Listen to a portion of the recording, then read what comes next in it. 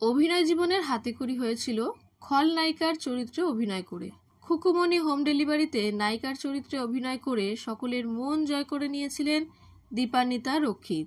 Khukumoni home delivery মেগায় তার ও রাহুল মজুমদারের জুটি দারুণভাবে জনপ্রিয়তা পেয়েছিল। এবার খবর, ফের ছোট পর্দায় জুটিতে ফিরছেন তারা। শেষবার স্নেহাশিস চক্রবর্তীর ধারাবাহিকে তাদের একসঙ্গে দেখা গিয়েছিল। খুকুমনি দীপান্বিতার জোরালো সব সংলাপ আর রাহুলের সারল্যে মাখা জুটি সেই সময় বেশ সাড়া ফেলে দিয়েছিল।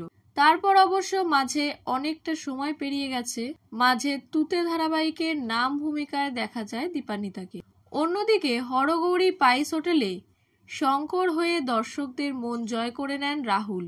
তবে এবার খবর, ফের একসঙ্গে ফিরছেন তারা। কোন চ্যানেলের কোন ধারাবাহিকে দেখা যাবে তাদের? আনন্দবাজার.com-কে দীপান্বিতা এই প্রসঙ্গে বলেন, এবার ধারাবাহিকে নয়, আমরা সুরে সুরে ফিরছি। নায়িকা আরও ভালো করে বুঝিয়ে বলেন, একটি গানের অনুষ্ঠানের সঞ্চালনা করেছি। চলতি মাসের শেষে সান বাংলায় দেখানো হবে প্রাণের উৎসব।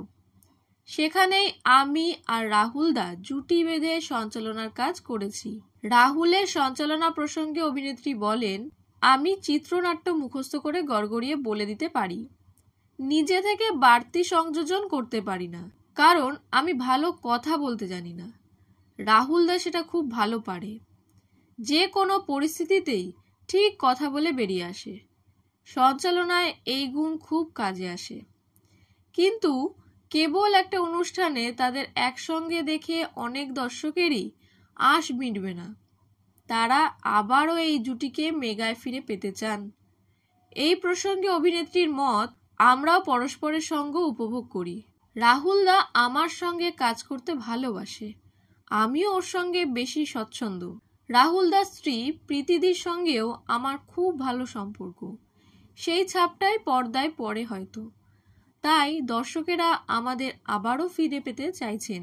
প্রসঙ্গত এই অনুষ্ঠানে থাকছেন আকৃতি কাক্কার, উষা উত্তুপ, পৌশালী বন্দ্যোপাধ্যায়, সমিত মুখোপাধ্যায়ের মতো শিল্পীরা।